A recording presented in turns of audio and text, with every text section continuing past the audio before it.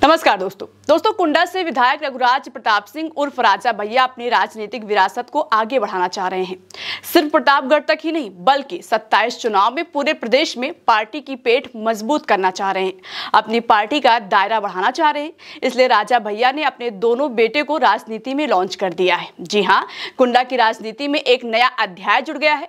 राजा भैया के दोनों बेटे शिवराज प्रताप सिंह उर्फ बड़े राजा और बृजराज प्रताप सिंह उर्फ छोटे राजा को सियासत में उतार दिया गया है। दोनों जुड़वा हैं, अब उनकी सियासत में एंट्री हो चुकी है। कहा जा रहा है कि इससे राजा भैया ने एक नई राजनीतिक बिसात बिछाई है और उनकी ये रणनीति 27 चुनाव को लेकर है। राजा भैया की 27 चुनाव को लेकर क्या रणनीति है, आपको पूरा चैप्टर बताएंगे, लेकिन उससे पहले आपको ये खबर बता देते हैं। दरअसल दोस्तों, कुंडा के बाबूगंज स्थित पार्टी मुख्यालय में एमएलसी अक्षय प्रताप सिंह की मौजूदगी में दोनों बेटे बड़े राजा और छोटे राजा को पार्टी की सदस्यता दिलाई गई। इस दौरान वहां पर पार्टी के राष्ट्रीय महासचिव डॉक्टर के.एन. ओझा और प्रदेश अध्यक्ष विनोद सरोज भी मौजूद थे।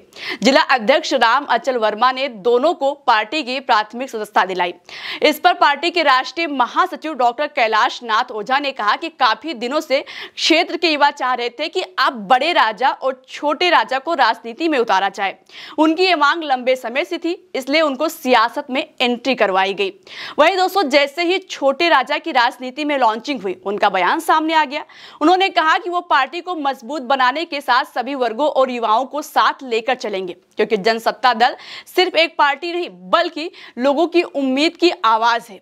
दोस्तों, इससे तो साफ जाहिर है कि राजा भैया के बेटे का अंदाज और रुआब अपने पिता की तरह है। अब बात राजा भैया की रणनीति की। दोस्तों, कहा जा रहा है कि भले ही उनकी उम्र कम है, लेकिन 27 चुनाव को देखकर उनको मैदान में उतारा गया है। राजा भैया चाह रहे हैं कि अभी 2 साल का समय है और इतने दिन में उनके बेटे राजनीति की ABCD सीख लें, सियासत की बारीकियों को अच्छे से जान समझ लें, ताकि 27 के चुनाव में अपने पिता और पार्टी के लिए मेहनत करें। हालांकि इस 2022 के विधानसभा चुनाव में भी उनके बेटे को पिता के लिए वोट मांगते देखा गया था। तब वो पहली बार राजनीति में नजर आए थे, दिन रात राजा भैया के लिए वोट मांग रहे थे। इसलिए इस बार पहले से ही रणनीति सेट की गई और 2 साल पहले ही उनको पार्टी में शामिल कर लिया गया। हालांकि दोस्तों, ये तो देखने वाली बात होगी, क्या वो दोनों भी अपने पिता की तरह जनता के बीच लोकप्रियता हासिल कर पाएंगे और अपने पिता राजा भैया की उम्मीदों पर कितना खरा उतर पाएंगे।